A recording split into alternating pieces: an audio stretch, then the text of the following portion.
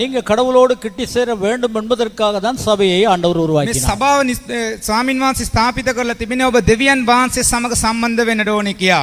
சபை என்று சொல்லும்போது இந்த சபையானது ஆண்டவரை காண்பிக்கிறதாகவும் மக்களை ஆண்டவரோடு கூட ஒன்றுபடுத்துகிறதும் கிட்டி சேர்க்கிறதுமான ஒரு ஸ்தாபனம் என்று சொல்லலாம். සභාව කියලා කියන්නේ දෙවියන් වහන්සේව එළිදැක්වීම සහ ඒ දේව මනුෂ්‍යයන් එක්රැස් වීම ස්ථාන වූ ස්ථානයක්. அப்ப முதலாவதாக நாங்கள் பார்க்கிறோம் இந்த எகிப்தின் அடிமை தனத்திலே இந்த இஸ்ரேல் ஜனங்கள் இருந்தபோது අපි දකිනවා ප්‍රථමයෙන්ම ඒ මිසර දේශයේදී ඒ ඉස්රායල් ජනතාව වහල්භාවයේ සිටින මොහොතේදී அந்த ஜனங்களுடைய வாழ்க்கையிலே பலவிதமான நமஸ்காரங்கள் இருந்தது. இந்த எகிப்திய ஜனங்களோடு கூட இருந்தார்கள், அவர்கள் திருமணங்கள் இருந்தது, காரியங்கள் இருந்தது.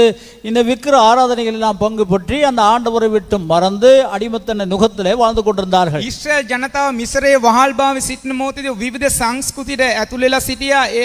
ඒ ස්ථානයේදී විවිධාකාර මංගල්‍යයන් ඒගොල්ලන් පවත්වන්නට සූදානම් වෙලා සිටියා. அதுதான் இன்றும் உலகத்திலே இது நானும் நீங்களும் கூட அந்த விதமாக பல விக்கிர ஆராதனைகள், பலவிதமான ஆராதனைகள், பலவிதமான தெய்வங்களிலே கடந்து சென்றுதான் எங்களுடைய வாழ்க்கை கடந்து வந்திருக்கிறது. අපි දකිනවා අපගේ ජීවිතේ පවා බොහෝ ආගම් පසු කරගෙන බොහෝ කාරණාන් පසු කරගෙන තමයි ඇවිල්ලා සිටින්නේ. அன்று மோசேயை அனுப்பி அந்த இஸ்ரவேல் ஜனங்களுக்கு மெய்யான தெய்வத்தை காண்பித்தது போல එදා දවසේදී මෝසස් යවා ඒ ස්වාමින් වහන්සේව පෙන්වුම් කළාසේ பரிசுத்த ஆவியானவர் மோசேக்கு கூட அந்த இஸ்ரவேல் ஜனங்களை கானானுக்கு கொண்டு போனது போல உங்களையும் என்னையும் பரலோகத்துக்கு கொண்டு போவதற்காக ஆண்டவரை நமஸ்கரித்துக்காக பிரித்து எடுத்துதான் இந்த திருச்சபையிலே வைத்திருக்கிறார். அதுதான் பெந்தெகோஸ்து சபை என்று சொல்வது. அதில் தான் நீங்கள் அமர்ந்திருக்கிறீர்கள், அதை தான் நானும் நீங்களும் செய்து கொண்டிருக்கிறோம். දවසේදී මෝසස් ලවා ශුද්ධාත්මයන් වහන්සේ ඒ පොරොන්දු දේශයේ ඉස්රායල් ජනතාව ගෙනිච්චසේ අද දවසේදී ස්වාමින් වහන්සේ ඔබව මා මේ සභාව පවත්වාගෙන තිබෙන්නේ ඒ කාරණාව කරන පිණිසයි. வேதம் தெரிந்த உங்களுக்கு தெரியும், இந்த மோசே என்ன செய்றார்? 40 நாள் அந்த சீனாய் மலையிலே போய் ஆண்டவரோடு கூட பேசிக் கொண்டிருக்கிறார். බයිබලේ දන්නවා අය හොඳාකාරව දන්නවා ඒ දවස් 40ක් ඒ මෝසස් දෙවියන් වහන්සේ සමග කතා කළා. அப்ப மோசஸ் 40 நாளும் பேசிக் கொண்டிருக்கும் போது ஆண்டவர் அநேக ரகசியங்களை, அநேக காரியங்களை எல்லாம் பேசுகிறார். ஆனபடினால்தான் வேத பண்டிதர்கள் சொல்லுகிறார்கள், முதல் அதிகாரத்திலிருந்து முதல் 5 புத்தகங்களையும் மோசே தான் எழுதியிருப்பார். அவர் கூடாக இந்த உலகத்தினுடைய நடைமுறைகளை ஆண்டவர் பேசியிருப்பாருங்கிறதான காரியங்களும் வழங்குகிறது. දවසේ දින 40ක් දෙවියන් වහන්සේ සමග කතා කරන මොහොතේදී බොහෝ කාරණාවන් දර්ශනවලට එළි දැක්වා. එලෙසම බයිබලයේ තිබෙනව පළවෙනි ඒ පොත්පා ඒ අතරතුරදී ලැබුණා වූ දෙයක්. பாருங்க, இஸ்ரேல் ஜனங்களே இப்போ மோசஸ் ரூப நமஸ்காரங்கள், உருவ வழங்கங்கள், பலவிதமான பாவங்கள் வந்து வெளியே கொண்டு வந்து விட்டார். එදා දවසේදී රූප වන්දනාවේ තුලින් ඒ ජනතාව වැළී සිටින මොහොතේදී බොහෝ කාරණාව තුලින් ඔය එළියට ගෙනාවා. அப்படி வந்த ஜனங்கள் என்ன செய்கிறார்கள்? இந்த 40 நாளும் மேலே மோசேஸ் இருக்கும்போது ஆரோன் என்ன சொல்லுகிறான்? நம்ம மோசே இன்னும் வரவில்லை, அவருக்கு என்ன நடந்ததோ தெரியாது. ஜனங்கள் எல்லாம் சொல்லுகிறார்கள், நாங்கள் எல்லாரும் சேர்ந்து ஒரு தங்கங்கள் இருந்த தங்கங்கள் எல்லாம் கலட்டி நாங்கள் போடுவோம், போட்டு அதில் என்ன ரூபம் வருகிறதோ அது கடவுள் கொடுத்தார் என்று நினைத்து நாங்கள் அதை வணங்குவோம் என்று ஒரு தீர்மானத்துக்கு வருகிறார். මෝසස් දින 40ක තුල ඒ දෙවියන් වහන්සේගේ කන්දේ සිටින මොහොතේදී ආරෝන් ප්‍රමුඛ ජනතාව මොකද කළේ? දැන් මෝසස් අපිට නේ තිබුණා වූ රත්තරන් සියල්ලක්ම දාලා ඒකේ මොනවද රූපයක් එන්නේ ඒකට নমස්කාර කරමු කියලා ජනතාවට පෙළඹවුවා. மோசேயோடு கூட இருந்த அற்புதங்களை கண்ட ஆரோன், மோசஸ் சமக இந்தமின் ஆஸ்கம துட்டுவாவ ஆரோன், இந்த மோசேக்கு வாயாக இருந்து பேசிய ஆரோன், மோசஸ்ட முகයක් ලෙස ඉඳලා කතා කළාවෝ මේ ආරෝන්ද கடவுளை பற்றி மிகவும் தெளிவாக தெரிந்த இந்த ஆரோன் දෙවියන් වහන්සේ ගැන හොඳ ආකාරව දැනගෙන සිටියාවෝ මේ ආරෝන්ද மக்களை பிரியப்படுத்துவதற்காக, ජනතාව ප්‍රිය කරන පිණිස, மக்களோடு ஒரு நல்ல தலைவனாக இருக்க வேண்டும் என்பதற்காக, ජනතාවට හොඳ නායකත්වයක් ලබා දෙන්න පිණිස, மக்களுடைய ஆரவாரத்தை பெற்றுக்கொள்ள வேண்டும் என்பதற்காக, மனுஷයාගේ ආකර්ෂණ බව දිනා ගන්න පිණිස, கடவுளுடைய சட்டதிட்டங்களை மீறி ஜனங்களை பிரியப்படுத்தும்படியாக அந்த தன் நகைகள் சகலவிதமான காரியங்களை போட்ட பின்பதாக ஒரு கண்டுக்குட்டி அங்கே வருகிறது. ඒ ස්ථානයේදී මනුෂ්‍යව ප්‍රිය කරන්න ඕන නිසා රන් බාණ්ඩ දැම්මට පස්සේ ඒ ස්ථානයේ වස්සෙක් ඒ ස්ථානයේ නිර්මාණය වුණා. அதே இந்த ஜனங்கள் வணங்கி கொண்டிருக்கிறார்கள். ඒකට මනුෂ්‍ය නමස්කාර කරගෙන සිටියා. இன்னைக்கும் பாருங்க, நம்முடைய வாழ்க்கையில என்ன நடக்கிறது? நாங்கள் மனுஷர்களை பிரியப்படுத்த தான் முயற்சி பண்றோம். අද බලන්න අපගේ ජීවිතේ මනුෂ්‍යයන්ව තමයි ප්‍රිය කරන්නේ. இன்னைக்கு சபைகள் என்ன நடக்கிறது? மனுஷர்களை தான் வணங்கி கொண்டிருக்கிறார்கள். සභාව මොකද කරන්නේ? මනුෂ්‍යයන්ට නමස්කාර කරගෙන සිටින්නේ. ஆதியிலிருந்தே பிசாசுனுடைய நோக்கமானது தேவனிடத்துக்கு போகிறதான நமஸ்காரத்தை தன் பக்கமாக திருப்ப வேண்டும் என்பது. ආරම්භ කාලේ ඉඳලා සතුරාගේ සැලැස්ම වෙන්නේ දෙවියන් වහන්සේ වෙතට යන්නව නමස්කාරය ඔහුට ගොදුරක් කර ගැනීමයි. பாருங்க, இஸ்ரேல் ஜனங்கள் அங்கிருந்து வந்த பின்பதாக இந்த 40 நாள் அந்த தலைவன் மேலே இருக்கும் போது இவர்களை கீழே நமஸ்காரத்தை ஆரம்பித்தார்கள். බලන්න ඒ ස්ථානයේදී ඒ නායකයා එසන් දින 40ක යාඥාව සිටින මොහොතේදී මේ ස්ථානයේ ඒගොල්ලෝ නමස්කාරය පටන් ගත්තා. அதுதான் மனிதனுடைய வாழ்க்கை. ඒක තමයි මනුෂ්‍යයාගේ ජීවිතය. வேதம் சொல்லுகிறது, மனிதனுடைய இருதயமானது எப்பொழுதும் கேடுள்ளதும் கருக்குள்ளதுமாய் இருக்கிறது என்பது. මක් නිසාද බයිබලයේ කියනවා මනුෂ්‍යයාගේ සිත නිතරම නපුරුව තිබෙනවායි කියා. எப்பொழுது பார்த்தாலும் என்ன செய்யும் என்று தெரியாது. නිතරම කුමක්ද කරන්නේ කියලා දන්නේ නැහැ. அதான் மத்த பக்கம் சொல்றாங்க மனிதன் குரங்கில் இருந்து வந்தான். எந்த நேரத்திலும் அவன் மனது குரங்க போல தாவும், எங்க போகும்னு தெரியாது. ඒ නිසා තමයි සමහරක් අය කියන්නේ මනුෂ්‍යයා වඳුරගේ පරම්පරාවේ ආවා කියලා කොයි ඉඳලා කොයි පණීද කියලා දන්නේ නැහැ. ஒரு பொண்ணோட செட்டிஸா இருக்காது. இப்ப ஃபேஸ்புக் வந்திருக்கிறதுனால ஃபேஸ்புக்ல பல பெண்கள் எந்த நாளும் ஃபேஸ் பார்க்கிறோம் நாங்க. දැන් Facebook එක ඇවිල්ලා නිසා බොහෝ ඒ ස්ථානයේ තරුණයන් සමග සම්බන්ධ වෙනවා. ஒரு கார் இருந்தா பத்தாது, இன்னொரு கார் எடுக்கணும்னு நினைவு வரும். එක කාර්යයක් මදි නිසා තවත් කාර්යයක් ගන්නවා. வாகனம் இன்னும் என்னென்ன இருக்கிறதோ அதெல்லாம் எங்களுக்கு ஆசை வரும். තවත් මොන මොන දේ තියෙනවද කියන්නේ නැහැ සියල්ලටම ආශාවක් ඇති அந்த වෙනවා. காலத்துல ஒரு பாட்டு பாடினாங்க, மனம் ஒரு குரங்கு மனித மரம் ஒரு குரங்கு, அதை தாவ விட்டால் தப்பி ஓட விட்டால் அது தாண்டி போயிரும், எங்கெங்கயோ போயிரும், மனுஷனை இல்லாமலே ஆக்கிரும் சொல்லி ඒ சொல்றாங்க. නිසා ඒ දවස්වල සින්දුවක් ගායනා කළා මනුෂ්‍යයා ඇවිල්ලා වඳුරෙක් වගේ ඒ ස්ථානයේදී බොහෝ තැනට පැනලා යයි කියලා. කොයිද යයි කියලා දන්නේ නැහැ. எப்பொழுதும் நாங்களும் இஸ்ரவேல் ஜனங்களும் அப்படிப்பட்டவர்கள் தான். අපිත් ඒ වගේ ඊශ්‍රායල් ජනතාව තෙලසම තමයි. இன்று உலகத்தை பார்க்கும்போது உலகத்தில் இருக்கிறதான பெந்தகோஸ்து சபைகள் மெய்யாகவே பல விதத்துல ரூப நமஸ்காரங்களுக்குள்ளாக கடந்து செல்லுகிறது என்பதுதான் உண்மை. අපි බලන විට ලෝකේ බොහෝ පෙන්තකොස්ත සභාවන් යම් ආකාරයක රූප වන්දනාවකට ඇතුල් වෙලා තියෙන එකයි තිබෙන්නේ. அடிமைத்தனத்திலிருந்து வெளியே வந்த ஜனங்களை கடவுளை தேடும்படியாக உண்மையான நமஸ்காரத்தை செலுத்தும்படியாக ஆண்டவர் கானான் தேசத்துக்கு அழைத்து வருகிறார். දෙවියන් වහන්සේ වහල් බාවෙන් ගලවාගෙන සැබෑ වූ දෙවියන් වහන්සේට නමස්කාර කරන පිණිසයි ගෙනාවේ. அந்த கானான் தேசத்துக்கு போவதற்கு முன்பதாகவே இவர்கள் திரும்பவுமாக கடவுளை விட்டு இந்த விக்கிர ஆராதனைக்கு திரும்புகிறார்கள். නමුත් කානාන් දේශයට ඇතුළු වුණට ප්‍රථම ඊගාවට ඒ ස්ථානදී රූප වන්දනාව ආරම්භ කළා. இதிலேதான் கிறிஸ்துவர்களாகிய நானும் நீங்களும் ஜாக்கிரதையா இருக்க வேண்டும். ඒ නිසා තමයි ඔබයි මමයි ඉතා ප්‍රවේශම් විය යුත්තේ. இன்னைக்கு ஒரு நிறைய பெரிய ஒரு வசனத்தை எல்லாம் உங்களுக்கு வாசிப்பதற்காக இருந்தனால இந்த நமஸ்காரங்கள் காரியங்களுக்கு அதிகமான நேரம் போனபடியினால் அதிகமாக அதை பேச முடியாது. சில காரியங்களை பேசி ஆராதனையை நிறைவுக்கு கொண்டு வருவோம். ස්ථානදී ලොකෝ ඒ ස්ථානේ පදයක් මම ආරම්භ තිබෙන්නේ. නමුත් නමස්කාරයට අධික කාලයක් ගිහිල්ලා තිබෙන නිසා මම සමහරක් කාරණා ඔබ සමග කතා කරන්න.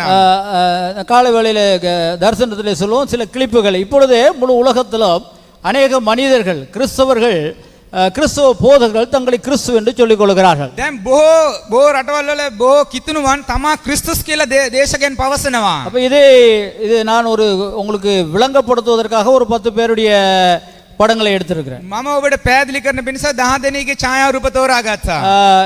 அதிகமா நீங்க போனீங்கன்னு சொன்னாக்க இது போல நூற்றுக்கணக்கான போதகர்கள் இருக்கிறார்கள். මෙලෙස 100 ගණනාවක් දාසයන් සිටිනවා. யார் தேவனுடைய வார்த்தையை பேசுகிறதான போதகர்கள். ඇයිදිකෝ දෙවියන් වහන්සේගේ වචනේ කතා කරන්නා වූ දාසයන්. அன்றைக்கு ஆரோன் என்ன செய்தான்? එදා ආරෝන් කුමක්ද කළේ? மக்களை பிரியப்படுத்துவதற்காக, මනුෂ්‍යව ප්‍රිය කරන පිණිස, மக்களை திருப்திப்படுத்துவதற்காக, මනුෂ්‍යව සතුටු කරන පිණිස கடவுளுடைய கற்பனையை மீறி දෙවියන් වහන්සේගේ සැලසුමට එයා மக்களை திரும்பவுமாக ரூப நமஸ்காரத்துக்குள்ளாக கொண்டு මනුෂ්‍යව சென்றார். නැවතත් රූප වන්දනාවට අරවා ගත්තා. இப்ப நீங்கள் இங்க பார்க்கிறதான இந்த படங்களை பார்ப்பில்லையானால் ඔබ මේ දුටුවව ඡායාරූප දැක්කොත් එම ஒவ்வொரு படமா காட்டுங்க, 10 படத்தையும் பாருங்க. நான் பார்க்க வேண்டிய அவசியம் இல்லை, சும்மா நீங்க பார்க்கறதுக்காக வேண்டிய. நிறைய பேர் இந்த ஃபேஸ்புக்ல தேவையில்லாத பார்ப்பீங்க, தேவையில்லை பார்க்க மாட்டீங்க. ஆனப்படினால் உங்களுக்கு இவைகளை காண்பிக்கிறோம். බොහෝ අය Facebook එකෙන් ඕන දේවල් බලන්නේ නැහැ. ඕන දේවල් තමයි බලන්නේ. ඒ නිසා සමහරක් අය මේක බලන්නට පුළුවන්. இவர்கள் எல்லாரும் என்ன சொல்கிறார்கள்? நான் தான் இயேசு கிறிஸ்து. මේගොල්ලෝ මොකද්ද කියන්නේ? මමයි යේසුස් ක්‍රිස්තුස්. இவரை பின்பற்றுவோர் சாதாரண இந்த மாதிரி நம்ம மாதிரி 500 1000 இல்ல, எல்லாரும் லட்சக்கணக்கான மக்கள் பின்பற்றுகிறார்கள். අපි වගේ 500ක් 600ක් නෙවෙයි, එතන ලක්ෂ ගානක ජනතාවක් සිටිනවා. பெரிய நாடுகளில் அமெரிக்கா, கனடா, ஆஸ்திரேலியா போன்ற நாடுகளில் இப்படிப்பட்டவர்கள் நூற்றுக்கணக்காக இருக்கிறார்கள். මේ ලෙස කැනඩා, ඕස්ට්‍රේලියා එවැනි රටවල් වල ගත්තොත් එම දහස් ගණන් ජනතාව அவர் සිටිනවා. சொல்லுகிறார்கள் நான் தான் இயேசு கிறிஸ்து. කියනවා මම තමයි යේසුස් ක්‍රිස්තුස් நான் தான் වහන්සේ. சொல்லுகிற சத்தியம். මම තමයි කියන සත්‍යතාවය. என்னை நீங்கள் பின்பற்றுங்கள் என்பதாக. ඒ නිසා මාව ඔයගොල්ලෝ අනුගමනය කරන්න. ஆயிரக்கணக்கான மக்கள் அவர்களுக்கு பின்பதாக போகிறது சத்தியமாக இருக்கிறது, உண்மையாக මේ இருக்கிறது. ස්ථානේ දහස් ගණන් මනුෂ්‍යන ඔවුන්ගේ පසුපස යන එක අපි දකිනවා. இயேசுனுடைய காலத்திலே சீசருடைய காலத்திலே அப்படிப்பட்டவர்கள் இருந்தார்கள். යේසුස් වහන්සේගේ කාලේදී ගෝලියන්ගේ කාලේදී මෙවැනි ජනතාව සිටියා. ஆனால் வேதத்திலே இயேசு இருக்கும்போது தெளிவாக லூக்கா சுவிசேஷத்திலே தெளிவாக சொன்னார், ஆண்டவர் கடைசி காலத்திலே அந்தி கிறிஸ்துகள் வருவார்கள், என்னுடைய நாமத்தை தரித்துக் கொண்டு தெரிந்து கொள்ளப்பட்டவர்கள் எல்லாம் வஞ்சிக்கப்பட்டு போகும்படியான காரியங்களை பிரசங்கிப்பார்கள், தானே கிறிஸ்து என்று சொல்வார்கள் என்று அது 100% நிறைவேறுகிறது. இலங்கையிலும் நடந்து கொண்டிருக்கிறது. යේසුස් වහන්සේ උගන්වනකොට ලූක් පොතේ කියලා තිබෙන අවසාන කාලේ විතර බොහෝ කිතුණුවන් ඒ ස්ථානදී ගොඩනගෙනවා. මමයි ක්‍රිස්තුස් කියලා බොහෝ ව්‍යාජ ගුරුවරුන් ව්‍යාජ ඒ ධර්මයන් ඇති වෙනවා කියලා කීවා.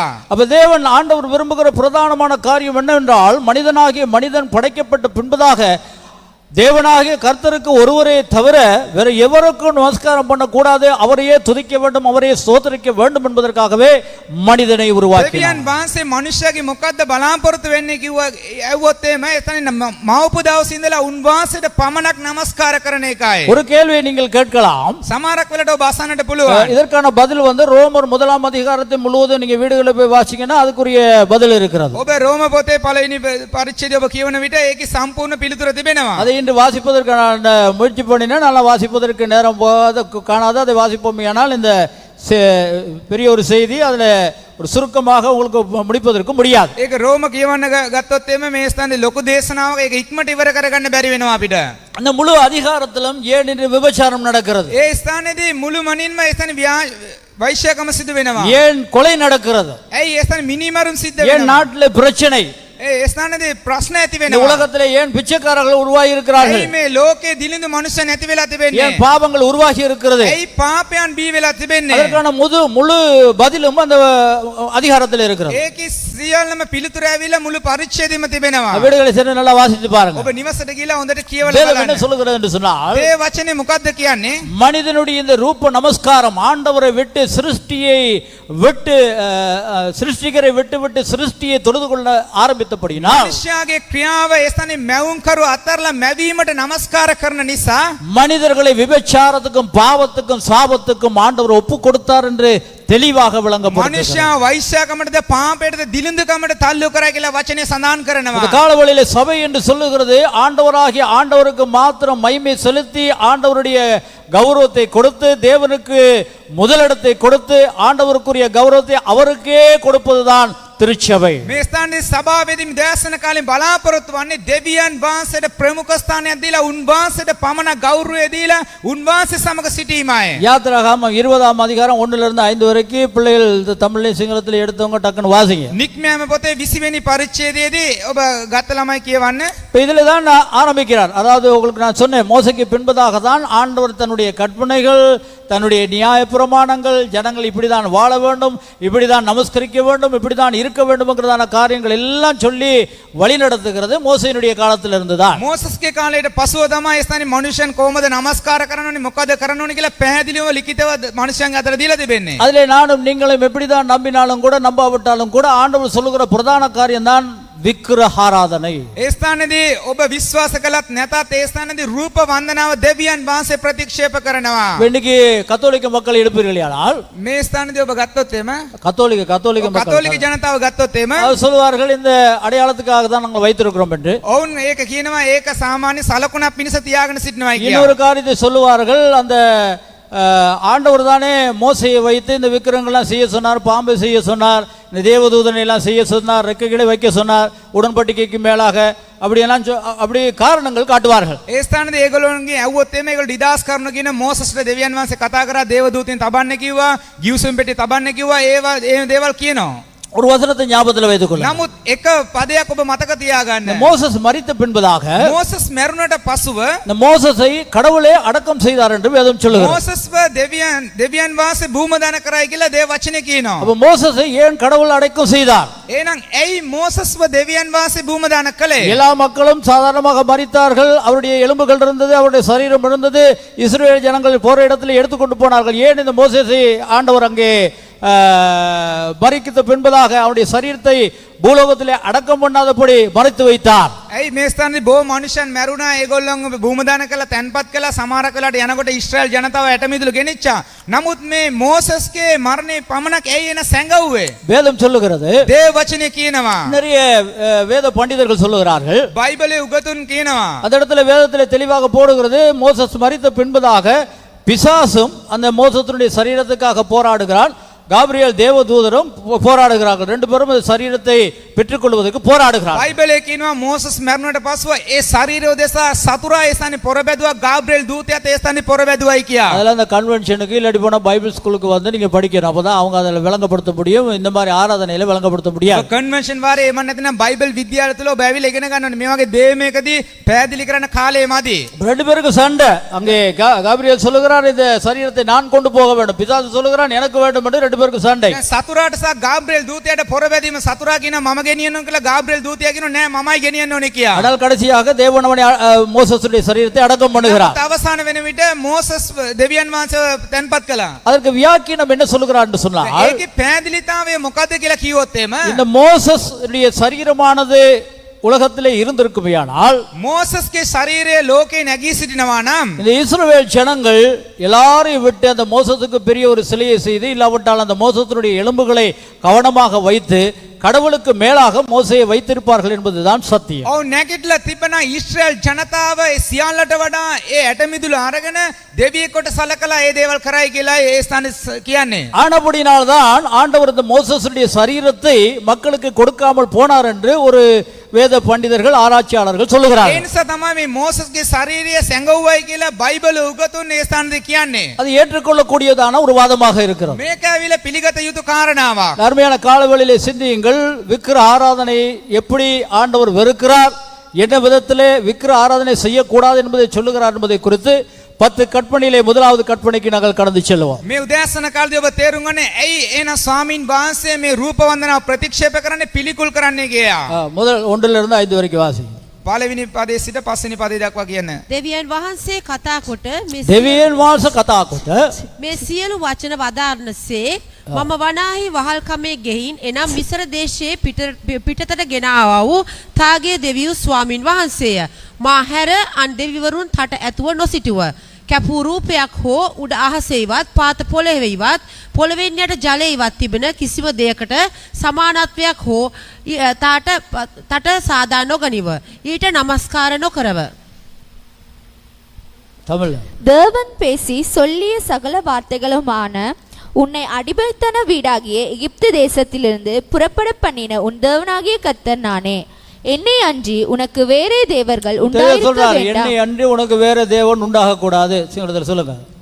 மேலே வானத்திலும் ඒ ස්ථානයේ කියනවා මා ඇර වෙන කිසිම දෙවියෙකුට නමස්කාර ஆண்டவரை නොකරව. தவிர நீங்க யாரையும் நமஸ்காரம் பண்ண கூடாது. දෙවියන් වහන්සේට මිස වෙන කිසිම කෙනෙකුට නමස්කාර කරන්නට බෑ. அதனால தான் உங்களுக்கு நான் சொல்லியிருக்கிறேன். இப்போ இந்த போதகர்கள் இப்போ புத்தளத்தில் ஒரு அளவு அந்த ஜனங்கள் அதை நடைமுறைப்படுத்துகிறாங்க. இப்போ அதிகமாக இப்போ பெந்தகோஸ்து சபைகளில் பாஸ்டரை போய் வணங்குறது, அந்த அதாவது கலாச்சாரத்தின் நிமித்தமாக போதகரை கௌரவப்படுத்துகிறதான ஒரு சூழ்நிலை இருக்கிறது. அது இளைஞருடைய கலாச்சாரம், அது நல்லது. பல காலங்கள் நானும் அதை விட்டு வந்தேன். என்றால் ஜனங்கள் அதை விட்டால் பிள்ளைகளுக்கு அந்த மரியாதை பெரியவர்களை மதிக்கிறதே இல்லாமல் போய்விடும் என்பதற்காக அதை விட்டு கொடுக்கிறது உண்டு. ශ්‍රී ලංකාවේ සංස්කෘතියට අනුව ඒ ස්ථානයේ ගුරුවරු ඒ ස්ථානයේදී වැඩිමල්ලයන්ට නමස්කාර කරන එක වඳින එක ඇවිල්ලා ඒක සාමාන්‍ය දෙයක් සංස්කෘතියක් ඒක. அது கடவுளுக்கு போற நமஸ்காரம் அல்ல, அந்த பெரியவர்களுக்கு கொடுக்கிற கௌரவம். ඒක ඇවිල්ලා දෙවියන් වහන්සේට යන්නව නමස්කාරය නෙවෙයි වැඩිමල්ලන්ට දෙන්නවෝ ගෞරවයක්. என்னுடைய பெற்றோர் இருக்கும் பரியந்தம் நான் என்னுடைய பெற்றோரை அந்த கடம் பண்ணி தான் எங்களுடைய வீடுகளுக்கு வேலைகளுக்கோ இதுக்கோ போகும்போது நாங்கள் செய்வதுண்டு. අපගේ දෙමෝපියන් සිටින විට අපි වැඩට යනකොට කොයරි යනකොට ඒගොල්ලන්ට නමස්කාර කරලා ආචාර කරලා යන එක ඒක පුරුද්දක්. நமஸ்காரடவே ஆச்சார கிரிமனே. அப்போ அந்த போதவர்கள் எங்களுக்கு முன்பதாக இருந்த எங்களுடைய பெரிய போதவர்களுக்கு அன்றும் இன்றும் கூட அதை நாங்கள் செய்கிறது உண்டு. එදා ඉඳලා අද දක්වා අපගේ වැඩිමල් පාලකවරුන්ට ඒ දේ අපි කරනවා. இன்னும் கூட எனக்கு இந்த வயது வந்தாலும் கூட பாஸ்டர் கோல்டன் அதிகமாக நாங்கள் சந்திக்கும் போது ஜெபிக்கும் போது அவர் ஒரு மூத்த போதர், என்னுடைய போதர் மரித்து போனார். அப்படினால் அவரிடத்திலே அந்த கௌரவத்தை நான் பெற்றுக்கொள்கிறது உண்டு. අයුද්ධයට ගියත් ඒ ස්ථානයේ පාස කෝල්ටන් දකින්න විට එහෙම නැතිනම් එයාට ඇවිල්ලා අපි ඒ ගෞරවය අපි දක්වනවා. ஆனால் இன்றைய உலகத்திலே நாங்கள் பார்க்கும்போது பெந்தகோஸ்து சபைகள் தடம் புரண்டு போகிறபடியினால் නමුත් අද කාලේ දකින්න විට ඒ ස්ථානයේ පෙන්තකොස් සභාව ගෞරවයෙන් එහාට යන නිසා ஆண்டவருடைய பிள்ளைகளாகிய நாங்கள் இதில் ஜாக்கிரதை உள்ளவர்களாக இருக்க வேண்டும் என்பதற்காக சில மாற்றங்களை சபைகளிலே செய்து வருகிறோம். දෙවියන් වහන්සේගේ මනුෂ්‍යන වෙන අපි ප්‍රවේශම් වෙන පිණිස සමහරක් වෙනස ඇති කරනවා. இந்த திருச்சபையிலும் உங்களிடத்திலே நான் கேட்டுக்கொள்கிறதான ஒரு காரியம், දැන් මේ සභාවේ මම ඔබගෙන් ඉල්ලනවා එකම කාරණාව නම් நிறைய சபைகளிலே அந்த போதகர்களை போய் கும்பிட்டு கீழே விழுந்து சாஷ்டாங்கமாய் நமஸ்காரம் பண்ணி அவருடைய கால்களை தொட்டு அவருடைய கைகளை தொட்டு, உங்களுக்கு தெரியும் கத்தோலிக்க சபைகளே அந்த போப்புடைய கைகளை எடுத்து முத்தம் செய்வார்கள். முத்தம் செய்யும் போது அதுதான் கடவுளுடைய நமஸ்காரம் என்று நினைக்கிறார்கள். அது இப்பொழுது மாறி பெந்தகோஸ்து சபைகளுக்குள்ளாக வந்து இருக்கிறது என்பதுதான் உண்மை. ඔබ ඒ ස්ථානයේ වැටිලා ඒ ස්ථානයේ පාලකවරුන්ගේ කකුලෙන් වැඳලා ඔබ දකින්නවා කතෝලික සභාව ගත්තොත් එimhe ඔවුන්ගේ දෑතට ඇවිල්ලා සිප ගන්නවා. ඒගොල්ලෝ හිතනවා ඒක කරන්නේ නමස්කාරයක් කියලා. මේ දේවල් වලින් වැළකී සිටින්නට ඕන. ஒரு கத்தோலிக்கன் நினைக்கிறான், போப் வரும்போது அந்த போப்பை ஒரு முறை நான் பிடித்து அவருடைய கைகளிலே முத்தம் செய்வனேயானால் அதை பார்க்கலாம் மேலானது ஒன்றுமில்லை என்பதாக. ඒ ස්ථානයේ කතෝලික මිනිස්සෙක් සිටිනවා පෝප්තුමා එන විට ඔහුගේ අතාලල සිපගෙන ඒ ස්ථාන නමස්කාර කරන විට ඒට වඩා ඉහළ දෙයක් නැහැ කියා. இதுதான் நமஸ்காரம் உருவ வழிபாடு. මේක තමයි රූප වන්දනාව කියලා நம்மை කියන්නේ. நாம் அறியாமலே நாம் உருவ வழிபாடுக்கு போய் விடுகிறோம். අපි අපිව නොදැනවත්ම රූප වන්දනාවට ඇතුල් වෙනවා. அதனால புத்தளத்திலே அந்த டீச்சர்மாரெல்லாம் நிறைய பேர் பௌத்தத்தில் வந்தவங்க. ඒ නිසා දැන් පුත්තලම ගත්තොත් එම ගොඩාක් ඒ ගුරුවරයලා බෞද්ධ පසුබිමේ ආපු අය සිටිනවා. அப்படினால என்னை வந்து அந்த பௌத்த ரீதியிலே அவர்கள் கௌரவம் செய்வார்கள். ඒ බෞද්ධ ක්‍රමානුකූලට ඒගොල්ලෝ ඇවිල්ලා ආචාර කරනවා. அவர்கிட்ட நான் சொன்னேன், இனிமே அதை செய்யாதீங்க. ඔවුන්ට මම කිව්වා ආයිත් මේ දේවල් ඔබ කරන්න ஆனால் දෙපා. திருச்சபை ஆண்டவரை விட்டு பிழையான ஒரு உருவ வழிபாடுக்கு போய் கொண்டிருக்கிறது. ඒකෝ කිතුණු සභාව ඒ ස්ථානයේ භක්තිය අතරලා වෙනත් මාර්ගයක යොමු වෙලා තිබෙන්නේ. ஆனபடினால் என்னை சந்திக்கும் போது நீங்கள் கொஞ்சம் குனிந்து வணக்கம் சொன்னால் போதும். ඒ නිසා ඔබ ඒ ස්ථානයේ ඇවිල්ලා ආයිත් මට ඒ ස්ථානයේ අදගෙන් ආචාර කරොත් ඇති. இப்படி வாங்கல இப்படி கையை வச்சு இப்படி செய்யுங்க போதும். அதே இந்த ஜப்பான் ஸ்டைல். මේ විදිහට නමස්කාර කරොත් ඇති කියලා මම කීවා. விலகுதா? நீங்க ரெண்டு பேரும் செய்யுங்க பாப்போம். அந்த ஜப்பான்ல செய்யறப்ப குடியிறது காணாதையா. கௌரவம் பண்றது இன்னும் கொஞ்சம் கூட குடியணும். கௌரவம் பண்றது இப்படின்னா அது சும்மா அந்த தொட்டு பார்க்குற மாதிரி தொட்டு அக்கம் அது மாதிரி தான். இப்படி அப்படி இல்லை. ஜப்பான்காரனை பார்த்தீங்கன்னு சொன்னாக்கா நல்லா செய்வோம். ජපානි මිනිස්සු දැක්කොත් මේ වගේ පාත් වෙලා ආචාර කරනවා. கலாச்சாரத்தை நாங்கள் மாற்றலாம். ඒ සංස්කෘතිය වෙනස් කරන්න පුළුවන්. பெந்தகோஸ்து சபை என்று சொல்லும்போது கலாச்சாரத்தை மாற்றுவது. පෙන්තකොස් සභාව කියලා කියන්නේ සංස්කෘතිය වෙනස් කිරීම. பவுல் இந்த காலத்தில் இருந்திருப்பானால் பவுல் இதை தான் சொல்லி இருப்பார். පවුල් මේ කාල වකවානු තුල සිටිනවනම් මෙන්න මෙයයි කියන්නේ. ஆனால் எங்கே பார்த்தாலும் அந்த விதமான ஒரு சூழ்நிலை போய் கொண்டிருக்கிறது. නමුත් අද දකින්න විට එවැනි වාතාවරණය තුල තමයි ගමන් කරන්නේ. சல்லிதான் தெய்வம் என்று சொல்லும்போது அதுக்கு கைகளை தட்டி நமஸ்காரம் பண்ணுகிற ஜனக்கூட்டம். නමුත් ඒ ස්ථානේ කියන විට අත්පොඩි දාන දීලා ඒ ස්ථානේ නමස්කාර කරන ජන போதகரை வணங்கி நமஸ்காரம் பண்ணி இவர்தான் கடவுளுக்கு அடுத்தபடி என்று நான் காட்டினது போல பல விதத்திலே நான் தான் இயேசு என்று சொல்லுகிறதான மக்கள் மத்தியிலே ஆயிரக்கணக்கான கோடிக்கணக்கான ஜனங்கள் சபைகளிலே கட்டி ஆயிரக்கணக்கான மக்கள் நமஸ்கரிக்கிறதான காலம். පාලකවරයාට වැඳලා පාලකවරයා මම කිව්වසේ බෝ මනුස්සයන් එතන නමස්කාර කරලා ඒ කාරණාවන් කරන එක බොහොමයක්. பிரியமான வேதம் சொல்லுகிறது, ප්‍රේමවන්තනි දේව වචනේ என்னை அன்றி ஒரு தேவனும் உனக்கு உண்டாயிருக்க கூடாது. ඇර වෙන කිසිම දෙවි කෙනෙක් නුඹට නොතිබේවා. அடுத்து வாசிங்க. மேலே வானத்திலும் மேலே வானத்திலும். ඉහළ ආශ්‍රයද வானத்துல ஒரு சந்திரன் உங்களுக்கு தெய்வமா மாற முடியாது. ඉහළ ආශ්‍රයේදී ඒ සන්දි සූර්යයා ඔබට නමස්කාරයක් ලෙස දෙවි කෙනෙක් ලෙස වෙනස් ஒரு වෙන්න බෑ. சூரியனை தெய்வமாக வழங்க முடியாது. ඒ ස්ථානයේදී සූර්යයා நட்சத்திரங்களை தெய்வமாய் வழங்க முடியாது. සූර්යාද තරුද නමස්කාර කරන්න බෑ. மேகத்தை வானத்தை ஐந்து பஞ்சபூதங்கள் என்று சொல்லுகிறார்கள், அவைகளை நாம் கடவுளாக வணங்க முடியாது. ඒ ස්ථානයේ ග්‍රහ ලෝක වලට ඒ ස්ථානේ නමස්කාර කරන්නට බෑ. வேதம் சொல்லுகிறது வானத்துக்கு மேலே எந்த ஒரு உருவத்தையும் நீ வணங்காது. බයිබලයේ කියනවා ඉහළ ආශ්‍රය කිසිම දෙයකට නමස්කාර නොකරන්න ஒரு කියලා. கிறிஸ்தவனாகிய நீங்க ஏதாவது ஒரு காரியத்துக்கு நீங்கள் கடந்து சென்று அதை உருவமாக வழிபடுவீர்களானால் அது விக்கிரக ஆராதனை. හිතනවන්න ඔබ යම් දෙයකට එහාට ගිහලා ඒක ඔබ අනුගමනය කරනවා නම් ඒක රූප වන්දනාවක් වෙනවා. கடவுளை பார்க்கலாம் உங்களுடைய குடும்பத்தை அதிகமாக நேசிப்பீர்களானால் அது விக்கிரக ஆராதனை. දෙවියන් වහන්සේට වඩා අධිකව ඔබගේ පවුලට ඔබ ප්‍රේම කරනවා නම් ඒක රූප වන්දනාවක්. கடவுளை பார்க்கலாம் உங்களுடைய மனைவியை அதிகமாக நேசிப்பீர்களானால் அது உருவ வழிபாடு. දෙවියන් වහන්සේට වඩා ඔබගේ භාර්යාවට අධිකව ප්‍රේම කරනවා නම් ඒකත් රූප වන්දනාවක්. மனைவியை பார்க்கலாம் மனைவி புருஷனை அதிகமாக கடவுளை பார்க்கலாம் நேசிப்பானால் அது உருவ வழிபாடு. ඉතින් අධිකව පුරුෂයාට ප්‍රේම කරනවා නම් ඒකත් රූප වන්දනාවක්. பிள்ளைகள் கடவுளை பார்க்கலாம் தன்னுடைய பெற்றோரை அதிகமாக நேசிப்பார்கள் என்றால் அது உருவ வழிபாடு. දරුවන් දෙවියන් වහන්සේට වඩා අධිකව දෙමෝපියන්ට ප්‍රේම කරනවා නම් ඒකත් රූප වන්දනාවක්. அது வேதம் தெளிவாக சொல்லுகிறது. දේව වචනේ පැහැදිලිවම කියනවා. ஆண்டவர் என்ன சொல்லுகிறார்? දෙවියන් වහන්සේ කුමක්ද කියන්නේ? என்னை அன்றி ஒரு தேவன் உனக்கு உண்டாக கூடாது. මා ඇර වෙන කිසිම දෙවියෙක් மேலே வானத்திலும் சரி ඉහළ ආශ්‍රය වේවා. கீழே பூமியிலும் சரி. පාත පොළවේද அவ பூமியில இருக்கிறது தான் அந்த சர்ப்பங்கள் இருக்கிறதான மிருக வகைகள். இன்னைக்கு குரங்கையும் கும்பிடுறான், நாயையும் கும்பிடுகிறான். මේ පොළවේ සිටිනව සර්පයා අපි දකිනවා. ඒ ස්ථානයේ වඳුරට නමස්කාර කරනවා, අලියට නමස්කාර කරනවා. பெந்தகோஸ்து சபைகளிலே இன்று போதகர்களை நமஸ்காரம் பண்ணி கொண்டிருக்கிறோம். පෙන්තකොස් සභාවේ අද වෙන විට පාලකවරුන්ට නමස්කාර කරනවා. நான் அடிக்கடி சொல்லுகிறதான ஒரு காரியம் தான். මම නිතරම කියනව කාරණාවක්. உங்களுக்கு சுகம் கொடுக்கிறது யார்? ඔබට සුවය දෙන්නේ කවුද? உங்களுக்கு அற்புதங்களை செய்கிறவர் யார்? ආස්කම් කරන්නේ කවුද? உங்கள் பீலி சுனியங்களை உடைக்கிறது யார்? ඔබගේ පිල්ලිසූනියන් කඩන්නේ කවුද? உங்களுடைய பாவங்களுக்காக மரித்தவர் யார்? ඔබගේ පාපය උදෙසා මැරුණේ உங்களுடைய කවුද? பாவங்களுக்காக மரித்து உயிரோடு கூட எழும்பியவர் யார்? ඔබගේ පාපය උදෙසා මැරලා නැවත උත්ථානය වුණේ කවුද? சொல்லுங்க பாப்பா, யார்? කවුද? කියන්න බලන්න. சத்தத்தை காணாம සද්දෙන් கவுது யாரு යේසුස් වහන්සේ. சொல்லுங்க, இயேசு நல்லா சத்தமா சொல்லுங்க பாப்போம். யாரு? අදෙන් කියන්නේ යේසුස් වහන්සේ. எல்லாரும் ஞாபகம் தெரிஞ்சு சொல்லுங்க பாப்போம். இயேசு, යේසුස්. இயேசு, යේසුස්. இயேசு. යේසුස්.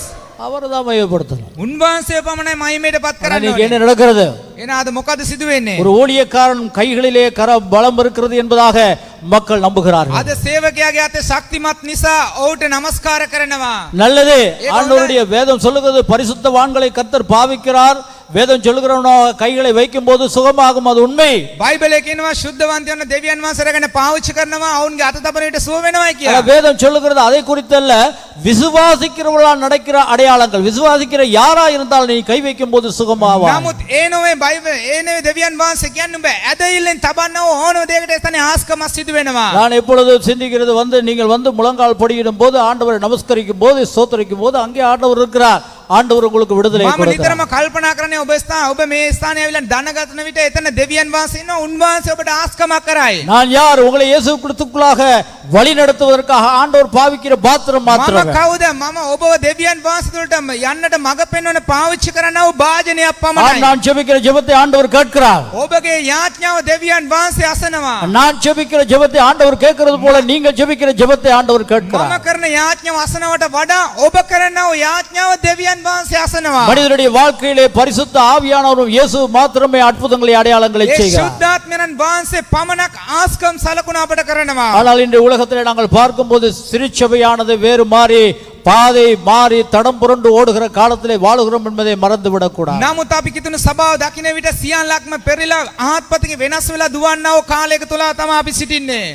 1 கொரிந்தியர் 10 அதிகாரம் 14 வசனத்திலே சொல்லுகிறது. 1 කොරින්ති 10 වෙනි පරිච්ඡේදය 16 වෙනි වගන්තිය මෙලෙස කියනවා. பவுல் எழுதும்போது தெளிவாக பேசுகிறார். පෞල්තුමා ලියන විට ලස්සනට ලියනවා. விக்கிர ஆராதனைக்கு விலகி ஓடுங்கள். ඒ රූප වන්දනාවෙන් පලා දුවාපල්ලා. சரி, வாசிங்க பாப்போம்.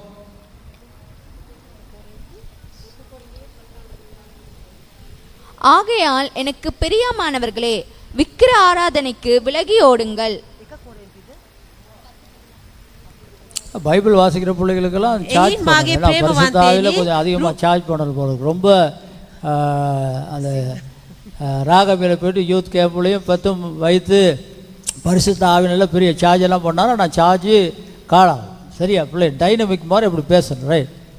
එයින් මාගේ ප්‍රේමවන්තයනි රූප ඇදහිම කෙරෙන් පලාදුව පල්ලා. அப்ப பலாதுவப்பாலா சொல்றாரு, விக்கிர ஆராதனையை கண்ட உடனே நீங்க ஓடுங்க. ස්ථානදී කියනවා රූප වන්දනාව දැක්ක ගමන් පලා දුවාපල්ලා කියලා. சுனாமி வறுமையானால் எங்களுக்கு தெரியும் அந்த சுனாமி நம்மளை இழுத்து விட்டு போய்விடும். ஆனப்படினால எங்களுக்கு மரணம் ஏற்படும். அதை நாங்கள் ஓடுவோம். ඒ නිසා අපි දකිනවා සුනාමියක් එන විට අපි ඔයකට ගොදුරු කරගන්නවා. ඒ නිසා අපි එතනින් දුවන්නට ඕනේ. ஏதாவது ஒரு பட்டாசு வெடிக்குமே ஆனால் அந்த பட்டாசு பாருங்க, இந்த எம்பி மந்திரி மாதிரிலாம் போடுற நேரத்தில் பட்டாசு போடுவாங்க. பட்டாசு போடுற நேரம் வாகனம் வரும்போது கூட டக்குன்னு நாங்கள் என்ன செய்வோம், அந்த வாகனத்தை அந்த இடத்துக்கு கொண்டு போக மாட்டோம். ஏன்னா அந்த வாகனம் வெடித்து நமக்கு ஏதாவது பாதிப்பு ஏற்படும் என்பதற்காக அதை விட்டு நாங்கள் தூர ஓடிடும். අපි දකිනවා මන්ත්‍රීගොල්ලෝ ස්ථානදී දිනලා රතිඤ්ඤ දානකොට අපි වාහනයක ගියත් එතන නතර කරගෙනවා. ළඟට ගියොත් එimhe පුපුරලා විනාශ වෙලා යයි කියා. சிலர் பாருங்க, ஒரு சின்ன பட்டாசு அதை பற்ற வச்சுட்டு தூரத்துல இருந்து இப்படி குத்திர பற்ற வச்சுட்டு அது புஷ்ஷுக்கிற ஓடுவாங்க. සමහරකට පුංචි රතිඤ්ඤම් කරලා දුර ඉඳලා පත්තු කරලා ඒක පත්තු වෙච්ච ගමන් දාලා දුවනවා. ஏன்னா அது வெடிக்கும். ඒයි කිව්වොත් ඒක පුපුරන නිසා. வெடித்தால் எங்களுக்கு ஒரு பாதிப்பு ஏற்படும். ඒක පිපුරුනොත් එම අපිට යම් හානියක් සිදු වෙනවා. அப்படி ஒரு சம்பவத்தை தான் இங்கே பவுல் பேசுகிறார். එන එවැනි සිදුවීමක් තමයි මේ ස්ථානදී පාවුල් කතා ஆரம்ப කරන්නේ. காலத்துல இருந்து ஆண்டவர் சொல்லுகிற ஒரே ஒரு காரியம் தான் விக்கிர ஆராதனையை விட்டு விலகி ஓடுங்கள். ආරම්භක කාලයක ඉඳලා දෙවියන් වහන්සේ කියන කාරණාවක් නම් රූප වන්දනාවෙන් පලා දුවාපල්ලා. அதை குறித்து எபேசியர் 5 அதிகாரம் 5 இருந்து 7 வரைக்கும் மிகவும் தெளிவாக මේ பேசுகிறார். පිළිබඳව එපිස පොතේ 5 වෙනි පරිච්ඡේදයේ 7 වෙනි වගන්තිය මෙලෙස කියනවා. விக்கிர ஆராதனை குறித்து ஒரு சுருக்கமாக, இன்னைக்கு நிறைய காரியங்கள் இருந்தாலும் சுருக்கமாக இந்த வசனங்களிலே 3 காரியங்களை நாங்கள் பார்ப்போம். රූප වන්දනාව පිළිබඳව බොහෝ කාරණාවක් තිබ්බත් මේකේ කෙටියෙන් ඔබට මේ දේවල් ප්‍රකාශ 3 காரியங்கள் இல்லாவிட்டாலும் ஒரு காரியத்தையாவது நாங்கள் குறிப்பாக நாங்கள் பார்த்து இந்த ஆராதனையை நிறுவுகிறோம். කාරණාව 3ක් නැති වුණත් එකක් හරි අරියාකාරව බලලා අපි ආ දවසේ දෙවෙනි නිම කරන්න යනවා. எபேசியர் 5 அதிகாரம் 5 இருந்து 7 வரைக்கும் வாசிப்போம். එපිස පොතේ 5 වෙනි පරිච්ඡේදයේ 5 ඉඳලා 7 දක්වා. මක් නිසාද වෛශ්‍යාකම් කරන්නෙකුටවත් අපවිත්‍ර තැනැත්තෙකුටවත් රූප වදින්නෙකු වූ ලෝභයෙකුටවත් ක්‍රිස්තුස් වහන්සේගේද දෙවියන් වහන්සේගේ රාජ්‍යයේ උරුමයක්ද නොලැබෙන බව නුඹලා සන්තක ලෙස දැන සිටින්නවුය. හිස් වචන වලින් නුඹලා රවට්ටන්ට කිසිවෙකුට ඉඩ නොදෙල්ලා. මක් නිසාද මේ දේවල් නිසා දෙවියන් වහන්සේගේ උදහස අකීකරුකමේ පුත්‍රයන් පිටට පැමිණෙන්නේය. එබැවින් ඔවුන් සමග පංගුකාරයෝ නොවෙල්ලා. விக்கிர விபச்சார காரணாவது அசுத்தமானது விக்ராதனைக்குரிய பொருளாசைக்காவது தேவனுடைய ராஜ்யமாகிய கிறிஸ்துவின் ராஜ்யத்திலே சுதந்திரம் அடைவதில்லை என்று அறிந்திருக்கிறீர்களே. இப்போ விசுவாசிகள் வந்து நிறைய பைபிள் வாசிக்க பழகணும். ඇදලිවන්තයලා බොහෝ ලෙස බයිබලය කියවන්න පුරුදු වෙන්නට ඕනේ. இதனால் இந்த வேதம் தான் உங்களுக்கு கடைசியாக நியாய தீர்ப்பை கொண்டு வரக்கூடியதாக මේ இருக்கும். දේව වචනේ තමයි අවසාන කාලයට ඔබට විනිශ්චය ගේන්නේ. இந்த பைபிள் வாசிக்கிற பிள்ளைகள் கூட அடிக்கடி காலையிலும் மாலையிலும் தொடர்ந்து இந்த வசனத்தை நீங்கள் வீடுகளில் இருக்கும்போது மனன செய்து வாசிக்காமல் நாவுகளிலே திறந்து வாசிப்பீர்கள் எனால் எங்களை போன்ற இல்லாவிட்டால் வாசிக்கக்கூடியவர்களாக நீங்கள் மாறக்கூடியதாக அமையும். ඔබ මේ බයිබලය කියවන දරුවන් පවා උදේ අවස මෙනෙහි කරලා මේක කියනවා නම් ඒක ගන්නකොටම ඔබගේ කටපාඩම ඔබට කියන්නට පුළුවන්. வேத வசனம் என்ன சொல்லுது என்றால் விக்கிர ஆராதனைக்கு நாங்கள் விலகி போக வேண்டும். விபச்சாரம் அசுத்தத்தோடு கூட விக்கிர ஆராதனைக்காரனாக பொருளாசை உடையவர்களை குறித்து வேதம் சொல்லுகிறோம். බයිබලය කියනවා එතන වෛශ්‍යකමින්ද රූප වන්දනාවින්ද ලෝභකමින්ද මේ සියල්ලක්ම ඈත්ව සිටින්නට ඕන කියා. அப்ப வேதம் என்ன சொல்லுகிறது? பொருளாசையும் ஒரு மனிதனுக்கு விக்கிர ஆராதனை தான். එහෙනම් බයිබලයේ මොකද කියන්නේ? වස්තු තෘෂ්ණාවත් දෙවියන් වහන්සේ ඉදිරියේදී රූප වන්දනාවක්. இப்ப இன்னைக்கு அதிகமாக மனிதனுடைய வாழ்க்கையிலே கடவுளை தேடுவதற்கு தடையாக இருக்கிறது என்ன? இந்த உலக ஆசைகள், பொருளாசை. එහෙනම් මේ අද දවසේදී මනුෂ්‍යයාගේ ජීවිතේ දෙවියන් වහන්සේට සොයන්න බාධාවක් වෙලා තියෙන්නේ කුමක්ද? ලෝකේ ආසාවත් ඒකේ තියෙන තෘෂ්ණාවත්. இந்த 20ஆம் தேதி நாங்கள் இந்த மக்களுக்கு விசேஷமாக நாங்கள் பேசும்போது இந்த மூப்பர்கள் ஊழியர்கள் பேசும்போது நாங்கள் பேசிய ஒரு காரியம்தான், மக்கள் ஞாயிற்றுக்கிழமை ஓய்வு நாள் வந்து ஆண்டவருக்காக கொடுக்க வேண்டிய நாள். 20 වෙනිදා අපි වැඩිමාල්ල සමග කතා කරනකොට අපි කතා කරපු කාරණාව තමයි ජනතාව සබත් දවසේ දෙවියන් වහන්සේ දෙන්නට ඕන. அந்த ஓய்வு நாளை ஆண்டவருக்கு கொடுக்காததுக்கு ஒரு காரணம் என்ன? එහෙනම් එක ඒ සබත් දවසේ දෙවියன் වහන්සේට නොදෙන්නා වූ හේතුව කුමක්ද? பொருளாசை. ඒ ස්ථානේ වස්තු තෘෂ්ණාවයි. அதாவது அந்த ஞாயிற்றுக்கிழமை நாளிலே நான் தொழில் செய்தால் எனக்கு ஒரு பணம் கிடைக்கும். මම සබත් ඉරිදා දවසේදී මම වැඩ කරා නම් මට ඒකේ කුලියක් හම්බ වෙනවා. ஆராதனைக்கு போனால் எனக்கு அந்த சம்பளம் கிடைக்கும். නමුත් දෙවියන්ට ගියා නම් ඒකේ මුදල මට ලැබෙන්නේ නැහැ. இப்ப வேதம் என்ன சொல்லுகிறது? விக்கிரா ஆராதனையான அந்த பொருளாசையை நீ விட்டால்தான் கடவுளோடு கூட வாசம் செய்ய බයිබලයේ முடியும். මොකද කියන්නේ? මේ ලෝකෙ තිබෙනා වූ වස්තු තෘෂ්ණාව අත්හැරිය පමණයි නුඹට දෙවියන් වහන්සේව සම්බවන්නේ. அப்ப லூக்கா சுவிசேஷத்திலே இயேசு பேசும்போது தெளிவாக பேசுகிறார், இந்த பொருளானது உலகமானது உனக்கு ஜீவன் அல்ல. එහෙනම් ලූක් පොතේදී ක්‍රිස්තුස් වහන්සේ උගන්වනකොට පැහැදිලිවම කියනවා මේ වස්තු තෘෂ්ණාව ඇවිල්ලා මේ ලෝකයේ දෙයක්. அதனால தான் ஆண்டவர் சொன்னார், உலகம் முழுவதையும் ஆதாயப்படுத்தி உன் ஆத்மாவை இழந்து போனால் உனக்கு என்ன லாபம்? ඒ නිසා මේ උන්වහන්සේ කිව්වේ මුළු ලෝකෙම සූදානම් කරලා නුඹගේ ආත්මය නුඹට නැති වෙනවා නම් නුඹගේ ලාභය කුමක්ද? நான் எப்பயும் சொல்ற வண்ணமாக சொல்றது என்னன்னு சொன்னாக்கா, ஆண்டவரே ஞாயிற்றுக்கிழமையில ஆராதனை நேரம் வந்து நீங்க ஜனங்களை எடுத்துக்கொள்ளுங்க. யார் யார் ஆராதனைக்கு வரலையோ அவங்களெல்லாம் விட்டுருங்க, ஆராதனைக்கு வர ஒரு மாட்டை எடுங்கன்னு சொல்லி ஒரு சட்டத்தை கொண்டு வருவாங்க. මම නිතරම දෙවියන් වහන්සේට කියන කාරණාවක් තමයි, ස්වාමිනේ ඔබ ඔසවා ගැනීමේදී ඉරිදින දවසේදී ඔසවා ගන්න. එතකොට දේමෙට එන්නේ නැතිව ඔක්කොම අත්හරිනු ලබනවා. அப்ப எத்தனை பேர் போவாங்க? එතකොට කී දෙනෙක්ද ස්වාමින් වහන්සේගේ අභිමුඛයට යන්නේ? நம்ம சபையில எத்தனை பேர் போவாங்க? එහෙනම් අපගේ සභාවේ කී දෙනෙක් යනවද? உங்க குடும்பத்துல எத்தனை பேர் போவாங்க? ඔබගේ පවුලේ කී දෙනෙක් යනවද? பெரிய ஒரு கேள்விக்குறி இருக்கிறது அல்லவா? ඒක ලොකු ප්‍රශ්නාර්ථයක් නෙවෙයිද? அதான் ஆண்டவர் சொல்றார். ඒ නිසා තමයි උන්වහන්සේ இதை කීවේ. பேசும்போது நீங்கள் பாப்பீங்க, பொருளாசையான விக்கிர ஆராதனை. මේකේ කියනවා වස්තු තෘෂ්ණාවක් නැමැති රූප වන්දනාව. அடுத்து வேதம் சொல்லுகிறது, போதும் என்ற மனதுடனே கூடிய தேவ பக்தியும் மிகுந்த ஆதாயம் நீங்கள் கொண்டு வந்ததும் இல்லை, கொண்டு போகிறதும் இல்லை. සෑයීමකට පත් වෙන්නා වූ දේව භක්තියක් සමග නුඹලා කිසිවක් ගේන්නෙත් නැහැ, ගෙනියන්නෙත් නැහැ. இப்ப இன்னைக்கு உலகத்திலே முதலாவது ஆண்டவரை ஆராதிக்க முடியாமல் இருக்கிறதுக்கு காரணம், எங்களுக்கு உலகத்தினுடைய அந்த ஆசைகள், அந்த பணத்தை பெற்றுக்கொள்ள வேண்டும்ங்கிறதான சிந்தனை. එහෙනම් අද දවසේ දෙවියන් වහන්සේට නමස්කාර කරන්න බැරි වෙනට හේතුව යම් තෘෂ්ණාවක් ඒ ස්ථානයේ වස්තුවක් කරේ තිබෙන නිසා ඒ දේ කරගන්න බැරි වෙලා තිබෙනවා. இந்த உலகத்திலே எல்லா விதமான இச்சைகளுக்கும் எல்லா விதமான பிரச்சனைக்கும் காரணம் பணம் என்று வேதம் சொல்லுகிறது. නමුත් මේ අද කාල වෙනට ලෝකෙත් තිබෙනවා සිංහමන් සින්ලාන්නව සෑම කෙනෙකුට තියෙන ප්‍රශ්නය කියන්නේ ඒයයි. அண்மையிலே ஒரு போதகர் பேசும்போது ஒரு பிரசங்கத்தை பேசுகிறார். මෑත කාලෙකදී 16 කතා කරනකොට මෙහෙම කියනවා. நான் அல்ல, அவர் பேசுகிறார். ඔව් පාලකතුමා නෙවෙයි වෙන කෙනෙක් කියන්නේ. அவர் சொல்கிறார், ஆண்டவரே என் நிமித்தமாக ஒரு விசுவாசி பொருளாசைக்கு போக விடாதபடி என்னை தடுத்துக் கொள்ளுங்கள். ස්වාමිනේ මං නිසා යම් මිනිසෙක් රස්නාවේ තෘෂ්ණාවට යන්නේ නොදී මාව ආරක්ෂා කරන්න. ஆண்டவரே, நான் வந்தபோது அவனை சொல்றேன், ஆண்டவர் நீ ஆசீர்வாதமா இருப்பாய், நீ மேலாகுவாய், நீ தலையாக மாற போறாய், உனக்கு கார் கிடைக்க போகிறது, உனக்கு பங்களா கிடைக்க போகிறது, உனக்கு பெரிய வீடு கிடைக்க போகிறது.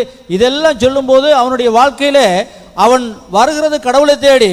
ஆனா இங்கே பண்ற பிரசங்கப்படுற பிரசங்கத்துல அவன் கடவுளை விட்டுட்டு வீடையும் கடலையும் இன்னும் பல காரியங்களை தேடி නමුත් දේශනා කරනකොට කියනවා ස්ථානයේ ස්වාමින් වහන්සේ වල්ගෙනව ඉස වෙන්න සලකනවා, ගෙයක් හම්බ වෙනවා, කාර්යයක් හම්බ වෙනවා, වාහනයක් හම්බ වෙනවා කියලා. නමුත් ඔව් එන්නේ මොන අරමුණකින්ද ඒ දේ ලබා ගන්න. ඒ නිසා ඒ ස්ථානයේ වැරද්දක් සිද්ධ වෙනවා. வேதம் என்ன சொல்லுகிறது? முதலாவது தேவனுடைய ராஜ்யத்தையும் நீதியையும் தேட அவைகள் எல்லாம் உனக்கு கூட கொடுக்கப்படும். බයිබලේ මොකද්ද කියන්නේ? ප්‍රථමයෙන්ම ධර්මිෂ්ඨකමත් රාජ්‍ය සොයාපනන් සියල්ලක්ම නුඹගේ පසුපස එනවා ඇත කියලා. ஆண்டவரை தேடியவர்கள் யாரும் தரதரமாக போனதில்லை. දෙවියන් වහන්සේව සොයන්නව කිසිම කෙනෙකුට ඒ ස්ථානයේ දිලිඳුකමක් පැමිණියේ சிங்க නැහැ. குட்டிகள் பட்டினியா இருந்தாலும் கர்த்தரை தேடுகிறவர்களுக்கு ஒரு குறையும் வராது என்று வேதம் சொன்ன வார்த்தைகளை நிறைவேற்றி இருக்கிறார். තරුණ සිංහය කුසගෙන සිටිය ස්වාමින් සොයනට කිසිම ඉඟියක් නැහැ කියලා දේව වචනේ ප්‍රකාශ இதே කරනවා. திருச்சபையிலே கர்த்தரை தேடி சரியாக ஆண்டவருக்கு ஞாயிற்றுக்கிழமையிலே கொடுத்தவர்கள், நேரத்தை கொடுத்தவர்கள், தசம்பாக காணிக்கையிலே கொடுத்தவர்கள் நல்லா இருக்கிறார்கள் என்பதற்கு நான் ஒரு சாட்சியாக මේ இருக்கிறேன். සභාවේ ස්වාමින් වහන්සේ සොයලා හරියාකාරව දසෙන් කොටස දීලා සියල්ලක්ම කරන්නට එකම සාක්ෂිය නම් මමයි. இந்த வேதம் என்ன சொல்லுகிறது? මේ දේව වචනේ කුමක්ද කියන්නේ? பொருள் இருந்தால் பரவாயில்லை, sorry. பொருள் இருந்தால் பரவாயில்லை. ඒ ස්ථානයේ වස්තු තිබුණට ප්‍රශ්නයක් ஆனால் නැහැ. பொருள் ஆசையானது உனக்கு கூடாது. නමුත් වස්තුවේ කරේ තෘෂ්ණාව තියෙන්න බෑ. பொருள் ஆசை அதிகமாக மாறும்போது වස්තුවේ තෘෂ්ණාව ඔබට තිබෙනවා නම් அது ஒரு விக்கிர ஆராதனையாக ඒක மாறுகிறது. ඒ ස්ථානයේ රූප වන්දනාවක් ලෙස වෙනස් වෙනවා. ஒரு மகள் என்னிடத்துல சொன்னால், ඒක පුත්‍රයෙක් මට කීවා. அண்மையிலே பேசிக்கொண்டிருக்கும் போது, මම මෑතකදී කතා කරන සිටින பாஸ்டர், මොහොතේ இந்த தொழில் ஸ்தானத்திலிருந்து நான் விலக போகிறேன். මම පාලකතුමනි මම මේ රැකියා කරන ස්ථානයේ මම අයින් වෙන්න அப்ப යනවා. நான் அவட்ட கேட்டு நிறைய சம்பளமும் நிறைய சம்பளம் எடுக்கிறான், ඕවෙලා අධිකව ස්ථානයේදී මුදල් ගන්නවා, நல்ல පඩියක් சம்பளம் எடுக்கிறான். අධිකව පඩියක් ගන්නවා. அப்ப நான் கேட்டேன், ஏன் நீ விலகணும் அப்படி? ඇයි නුඹ මේකෙන් අයින් වෙන්නේ කියලා. பாஸ்டர், இந்த வேலை செய்யறதுனால පාලකතුමනි මේ රස්සාව කරන නිසා லட்சத்துக்கு மேலாக எனக்கு சம்பளம் கிடைக்கிறது. මේ ස්ථානයේදී 8 ලක්ෂයකට වඩා පඩියක් හම්බ ஆனா වෙනවා. நான் போயிட்டு வீட்டுக்கு வரும்போது எனக்கு ஜெபம் பண்றதுக்கு நேரம் இல்லை, නමුත් මම ගිහිල්ලා එන විට මට යාඥා කරනවා කාලයක් මදි. பைபிள் வாசிக்கிறதுக்கு எனக்கு நேரம் இல்லை, බයිබලේ කියවන්නට කාලය මදි. ஆலயத்துக்கு வருவதற்கு நேரம் இல்லை. දේවස්ථානට යන්නට කාලය මදි. சில நேரங்களில் ஞாயிற்றுக்கிழமை தான் வேலை வைக்கிறாங்க. සමහරක් වෙලාවට ඉරිදට තමයි වැඩ තියෙන්නේ. அதனால பாஸ்டர், நான் இப்ப தீர்மானம் பண்ணி இருக்கிறேன், இப்படியே தொடர்ந்து போறதா இருந்தாக்க கடவுளிடத்திலிருந்தான சம்பந்தம் எனக்கு இல்லாமல் போய்விடும், அந்த வேலையை விட்டு விலக போறேன் ஒரு பிள்ளை ඒ என்னோட නිසා பேசுது. පාලකතුමනි මම තීරණයක් කරන් තිබෙනවා මේම ගියොත් එimhe දෙවියන් වහන්සේත් එක්ක තිබෙනව සම්බන්ධතාවය නැති වෙනවා. ඒ නිසා මේ රස්සාවෙන් අයින් වෙනවයි කියා. அதுதான் உண்மை. මේක තමයි කියන්නේ. தேவனுடைய வார்த்தை என்று உலகத்திலே தேவனை விட்டு பிரிக்கிறதுக்கான மிகவும் முக்கியமான காரியம் பொருள் ஆசைகள். එහෙනම් ලෝකේ මිනිස්සෙක්ව දෙවියන් වහන්සේගෙන් වෙන් කරන ප්‍රථම හේතුව නම් වස්තු තෘෂ්ණාවයි. நான் இந்த கொழும்புக்கு வந்த பின்பதாக මම මේ කොළඹ ප්‍රදේශයට ආවට පසුව நான் உங்களுக்கு தெரியும் தொழில் செய்து கொண்டுதான் இந்த ஊழியங்களை செய்து මම රැකියාවක් කරගෙන තමයි මේ සේවය කළේ. அதுக்கு சாட்சியாக நினைக்கிறேன் சகோதரர் ஸ்டென்லி இங்கே இருக்கிறார். මේ සහෝදර ස්ටැන්ලි මේ ස්ථානයේ ඉන්නවා. அப்ப இந்த கிறிஸ்டியன் அசெம்பிளில தான் நான் வந்தது பாஸ்டர் பிரேமனுக்கு உதவி செய்வதற்காக. ක්‍රිස්තියානි ඇසෙම්බලියේ පාස ප්‍රේමන්ට තමයි මම ඇවිල්ලා උදව් කරගෙන සිටියේ. அவரும் நான் இருக்கும்போது அங்கே இந்த வெலோனா கம்பெனி உங்களுக்கு தெரியும், அந்த காலத்தில் இருந்த பெரிய பெனியன் கம்பெனி, டவல் கம்பெனி, இலங்கையில் இருந்தாலும் பெரிய ஒரு பிசினஸ் கம்பெனி. ඒ කාලේ තිබුණා ලොකු බිස්නස් කම්පැනියක් තිබුණා.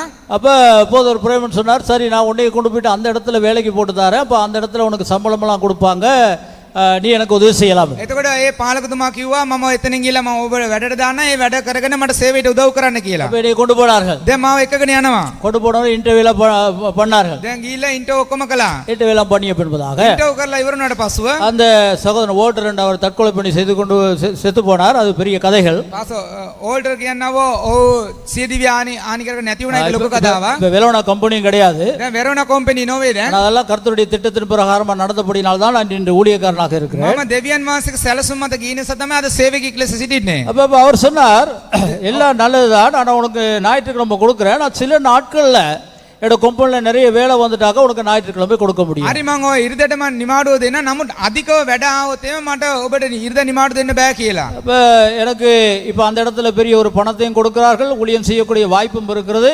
ஆனால் சில நேரங்களிலே எனக்கு ஞாயிற்றுக்கிழமை வர முடியாது. ඒගොල්ලෝ අධිකව මුදලත් හම්බ වෙනවා. දැන් මට සේවයක් කරන්න පුළුවන්. නමුත් සමහරක් ඉරු දිනට දේවස්ථානට යන්න බෑ. நான் அந்த சகோதரிடத்தில் சொன்னேன், මම ඒ සහෝදරයට කීවා, ஐயா உங்களுடைய பணத்தை பார்க்கிலும் என்னுடைய கடவுள் பெரியவர். ස්වාමියා ඔබගේ මුදලට වඩා මගේ ස්වාමින් වහන්සේ අතිමාත්‍ය. ஞாயிற்றுக்கிழமை ஆராதனை என்பது ஆண்டவருக்காக கொடுக்க வேண்டியது. ඉරිදා සබත් දවස කියන්නේ දෙවියන් වහන්සේට දිය යුතු දිනයක්. அவர்கிட்ட அவர் செத்து போயிட்டார். அவர்கிட்ட நான் சொன்ன வார்த்தைகள் ඔවුන් මැරුණා. ඔව් කිව්වා මේ පදේ මම කියන්නේ. பாருங்க, ஒரு முஸ்லிம் சகோதரனா இருந்தாலும் கூட அந்த முஸ்லிம் சகோதரன் வெள்ளிக்கிழமையிலே கோடிக்கணக்கான பணங்களை கொடுத்தாலும் தன்னுடைய தெய்வத்தினுடைய நேரத்தை திருட மாட்டான். தனக்கு எத்தனை விதமான லட்சக்கணக்கான பணங்கள் கொடுத்தாலும் அந்த பொருளை அவன் எடுக்க மாட்டான். தன்னுடைய அந்த ஆராதனை நேரத்தை தன்னுடைய ஆண்டவருக்கு கொடுக்காமல் அவன் வருவதே கிடையாது. බලන්න මුස්ලිම් මිනිස්සෙක් ගත්තොත් එහෙම කෝටි ගානක පඩියක් හම්බුණත් ඒ සබත් දවසේ ඒගොල්ලෝ ආරක්ෂා කරනවා. ලක්ෂ ගානක මුදලක් දුන්නත් ඒ ව්‍යාපාරය ඒගොල්ලෝ නතර කරනවා. அதன் பின்பதாக நான் சொன்னேன், நீங்கள் ஒரு கிறிஸ்தவலா இருந்து நீங்கள் திருச்சபைக்கு வந்து ஒரு முதலாளியாக இருந்து ஒரு கிறிஸ்தவனாக நான் ஊழியம் செய்யும் போது அந்த ஊழியத்துக்கே நீங்கள் அனுப்ப மாட்டேன் என்று சொல்லுவீர்கள். ஏனால் உங்களுடைய கம்பெனியிலே வேலை பார்க்கிறது பார்க்கலாம் வீதியிலே அலைந்து திரிந்து பிச்சை எடுப்பது நல்லது என்று அவர்களிடத்தில் நான் சொன்னேன். මම ඔහුට කිව්වා ඔබ කිතුණුවෙක් කියලා මම සේවය කරන සභාවටත් ඔබ ඇවිල්ලා ඔබ ඉරිදින දවසේදී දේවස්ථානට යන්න බෑ කියලා දෙනවනම් ඔබගේ කම්පැනිය වැඩ කරන එකට වඩා පාරේ ඉංගමන් කන එක මට ලාභයි කියලා මම කීවා. இந்த காலை வேளையிலே உங்களுடைய வாழ்க்கை குறித்து சிந்தியுங்கள். මේ උදෑසන කාලේදී මේ ජීවිතය පිළිබඳව ඔබ කල්පනා பொருள் කරන්න. ஆசை என்பது விக்கிர ஆராதனை. නමුත් වස්තු තෘෂ්ණාව කියන්නේ රූප වන්දනාවක්. ஆண்டவருடைய ஆராதனை ஆண்டவருடைய நமஸ்காரம் என்று சொல்லும்போது அது உனக்கு முக்கியமா உனக்கு பொருள் முக்கியமா? ස්වාමින් වහන්සේගේ දේවමය ස්වාමින් වහන්සේ නමස්කාරයට වඩා නුඹට වස්තුව වැදගත්ද? சிலர் உங்களுடைய வாழ்க்கையிலே சில தொழில் அதிபரிடத்தில் வேலை செய்கிறீர்கள், அதாவது ஓரளவு ஏற்றுக்கொள்ளக்கூடிய ஒரு காரியம். சிலர் தங்களுடைய சொந்த த்ரீவீலர் வைத்திருப்பார்கள், ஆனால் ஞாயிற்றுக்கிழமையிலே அந்த த்ரீவீலர் கட்டாயம் ஓடி ஆக வேண்டும். සමහරක් වෙලාවට ඔබ වෙනත් ස්ථානයක රැකියාවක් කරන ඒ නිසා ඔබ යන්න වෙනවා. නමුත් සමහරක් අය තමන්ගේම ත්‍රිවිලක් තියාගෙන ස්ථානෙට දුවනවා.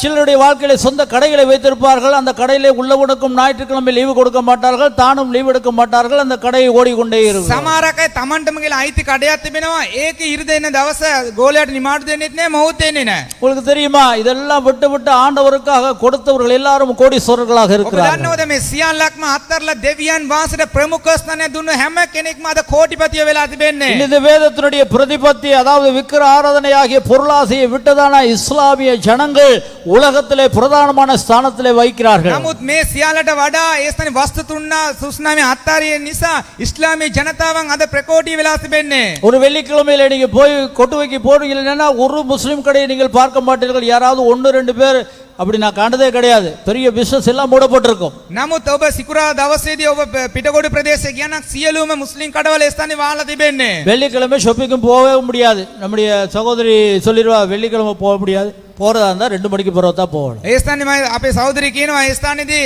සිකුරාදා යන්න බෑ, ගියොත් 2න් පස්සේ තමයි යන්න ඕනේ කියලා. 2 மணிக்கு பிறகுதான் கடைகள் திறக்கும். 10 வரை போட புத்தளத்துல எடுப்பீங்கன்னா புத்தளம் போறாரு இவர் நம்ம முத்து. புத்தளத்துல வெள்ளிக்கிழமை அறவே පුත්තලම් ප්‍රදේශයේ සිකුරාදා කිසිම දෙයක් ගන්නට බෑ. ஒரு சாவனம் வாங்க முடியாது. කිසිම දෙයක් අපිට මිලදී ගන්නට බෑ. என்ன நடக்கிறது?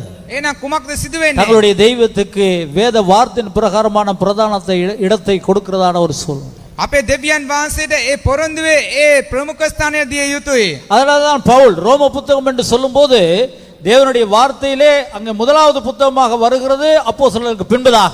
නමුත් මේ බයිබලේ ගත්තොත් එහෙම සුභාරංචි පොත්වලට පසුව ප්‍රමුඛ ස්ථානයක් ලබා තිබෙන්නේ. அந்த ரோம புத்தகத்திலே அவர் எழுதும்போது இந்த உலகத்திலே மக்கள் ஆண்டவரை தேடி அந்த விக்கிர ஆராதனைக்கு விலகி ஓடாமல் தேவனுடைய சமூகத்திலே காரியங்களை செய்யாதபடியினால்தான் இந்த உலகத்துக்கு இந்த பாடுகள், இந்த கஷ்டங்கள், இந்த துன்பங்கள் என்பதை குறித்து தெளிவாக விளங்கப்படுத்துகிறார். රෝම පොතේ ලියවෙන විට දෙවියන් වහන්සේට වඩා ලෝකයට ප්‍රමුඛ ස්ථානය දෙමින් යන නිසා තමයි මෙච්චර ප්‍රශ්න කරදර ඇති වෙන්නේ කියලා ඒ ප්‍රමුඛ ස්ථානය දීලා තමයි රෝම පොත ලියවිලා තිබෙන්නේ. நம்முடைய பிரதேசத்தை எடுப்போம். දැන් අපගේ ප්‍රදේශය ගමු.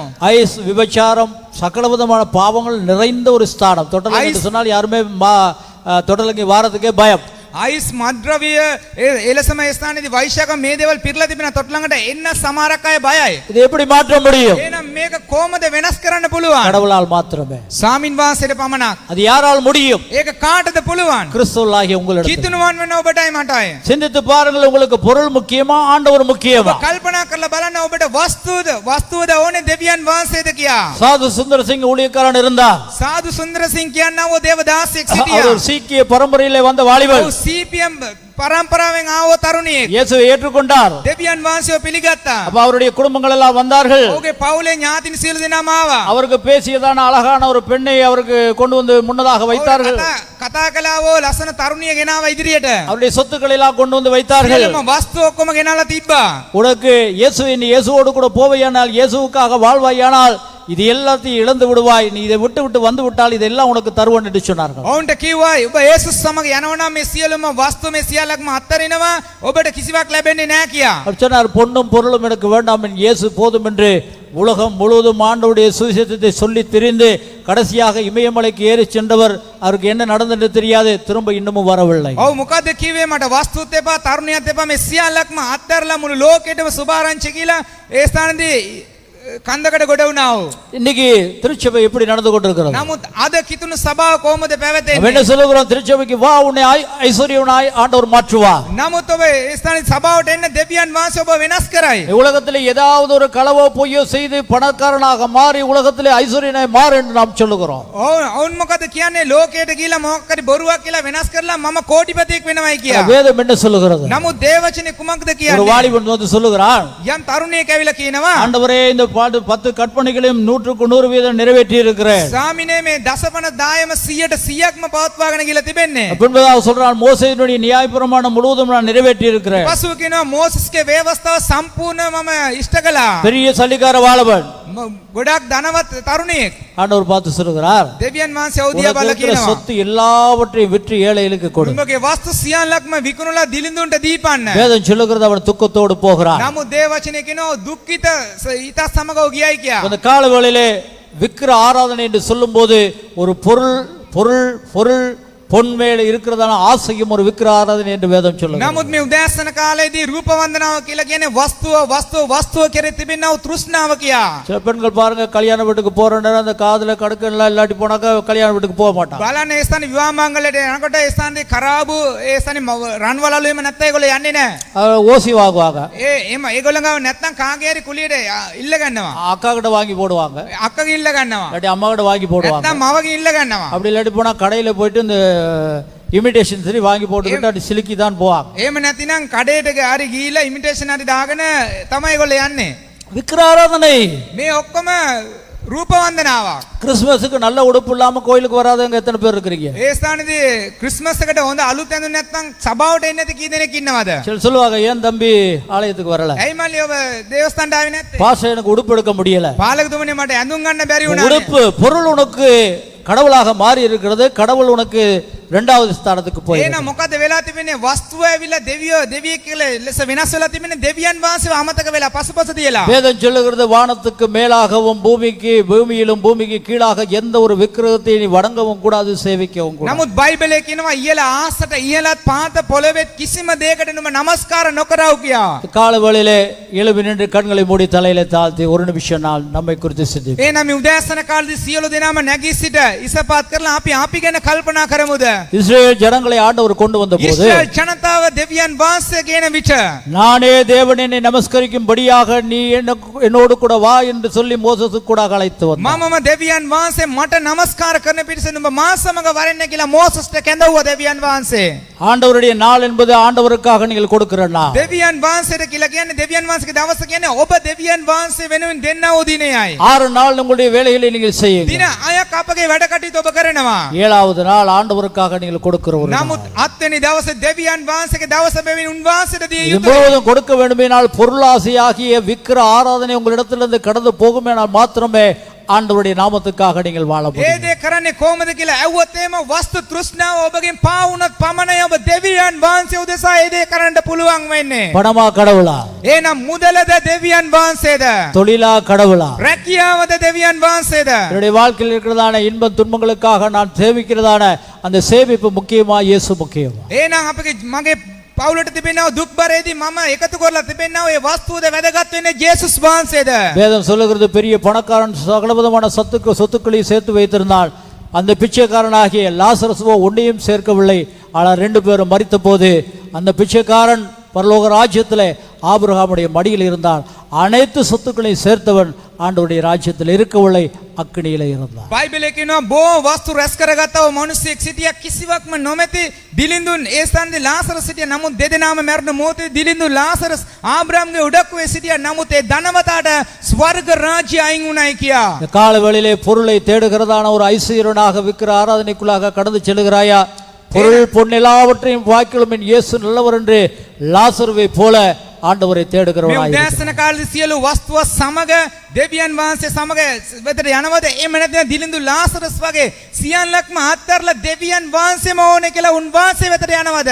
பரலோகத்தின் அன்பான ஆண்டவர், ස්වර්ගයේ දෙවි පියාණනේ, இந்த காலை வேளை முடிய நாமத்தினாலே செபிக்கிறோம். මේ උදෑසන කාලේදී ඔබගේ නාමය කර්ණ කොටගෙන අපි යාඥා விக்கிர කරනවා. ஆராதனை என்று சொல்லும் போது பல விதத்திலே இருக்கிறது சுவாமி. ස්වාමිනේ රූප වන්දනාව කියන විට බොහොමයක්ම තිබෙනවා. காலை வேளையிலே இந்த விக்கிர ஆராதனை என்று சொல்லுகிறதான பொருளாசையை குறித்து நாங்கள் பார்க்கிறோம். ස්වාමිනේ මේ උදෑසන කාලේදී රූප වන්දනාව කියනවා වස්තු තෘෂ්ණාව ගැන අපි බලනවා. பொருள் ஆசை சுவாமி எல்லா தீமைக்கும் வேறாய் இருக்கிறது. ස්වාමිනේ වස්තුවේ තෘෂ්ණාව කියලා කියන්නේ සියල්ලටම වඩා ඉහළයි. அந்த விக்கிர ஆராதனை சபை மக்கள் மத்தியிலிருந்து எடுத்து போட்டு கடவுளாகிய உம்மை ஆராதனை செலுத்துவதற்கான கிருபையை கொடுக்கும்படி ස්වාමිනේ එවැනි රූප වන්දනාව අරන් දාලා සභාවේ ජනතාව ඔබ වහන්සේට මේයන් කරන්නට අපිට කරුණා කළ මැනව. ராபோசன பந்தியை பெறும்போதும் கூட இயேசுவுக்கு இயேசுனுடைய சரீரத்துக்கு நான் முதலிடத்தை கொடுக்கிறேனா என்பதை சிந்திக்க உதவி செய்யும். ස්වාමිනේ රාත්‍රී භෝජනේ ගන්න විට ක්‍රිස්තුස් වහන්සේට සභාවට ප්‍රමුඛ ස්ථානය දෙනවයි කියලා ඒ කල්පනාව සමග ඒ අනුගමනය කරන්නට අනුග්‍රහය දැක්වුව මැනව. பந்தியை நீங்க ஆசீர்வதிங்க. ස්වාමිනේ මේ දේව වහන්සේ ආශිර්වාද தேவனை කරන්න. தேடுகிற முழு இருதயத்தை கொடுங்க. ස්වාමිනේ දෙවියන් වහන්සේව සොයන්න පුළුවන් ඒ හදවතක් ඔබ වහන්සේ නිදාස් කළ මැනව. தேவனுக்காக வாழுகிற வாழ்க்கையை கொடுங்க. ඔබ වහන්සේ උදෙසා ජීවත් වෙන්නා වූ ජීවිත රටාව ඔබ වහන්සේ නිදාස් කළ මැනව. இயேசுவின் நாமத்தில் செபிக்கிறோம் பிதாவே. යේසුස් වහන්සේගේ නාමයෙන් යාඥා කරනවා දෙවි පියාණනේ. ஆமென். ආමේන්.